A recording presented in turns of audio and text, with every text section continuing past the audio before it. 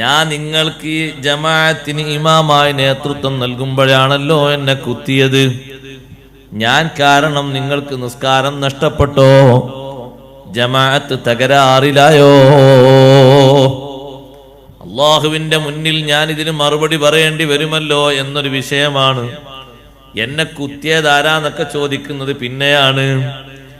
ആദ്യം തന്നെ ചോദിക്കുന്നത് ആത്മീയ വഴിയിൽ ഏറ്റവും കൂടുതൽ ഒരു മുസ്ലിം എപ്പോഴും മുറുകെ പിടിക്കുന്ന ഒന്നല്ലേ നിസ്കാരം?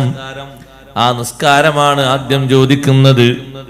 സ്വഹാബത്ത് പറഞ്ഞു, കൂടെയുള്ളവർ പറഞ്ഞു, ഞങ്ങൾക്ക് നിസ്കാരം നഷ്ടപ്പെട്ടിട്ടില്ല, ജമാഅത്തും തകരാറായിട്ടില്ല.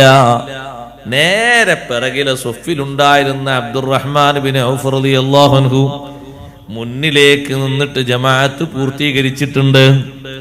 അപ്പം മുഖത്ത് വല്ലാത്തൊരു പ്രസരിപ്പ് വന്നിട്ട് പറഞ്ഞു, അൽഹംദുലില്ലാഹ്. പടച്ചോന്റെ അടുത്ത് ഈ ചോദ്യം എനിക്ക് വരൂലല്ലോ എന്നുള്ള നിൽക്കണത്. ഞാനല്ലേ ഇമാമ്, ഞാൻ കാരണം ഇവരെ ജമാഅത്ത് നഷ്ടമായി പോകാൻ പാടില്ലല്ലോ.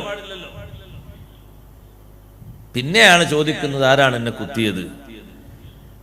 ആ കുത്തിയത് അബൂലൂലത്ത് എന്ന് പറയുന്ന അടിമയാണ് എന്ന് പറഞ്ഞപ്പോ മഹാനവറുകൾ അതിനും പറഞ്ഞു, അൽഹംദുലില്ലാഹില്ലദീ ലം യജഅൽ മൗതി ബിയദി മുസ്ലിം.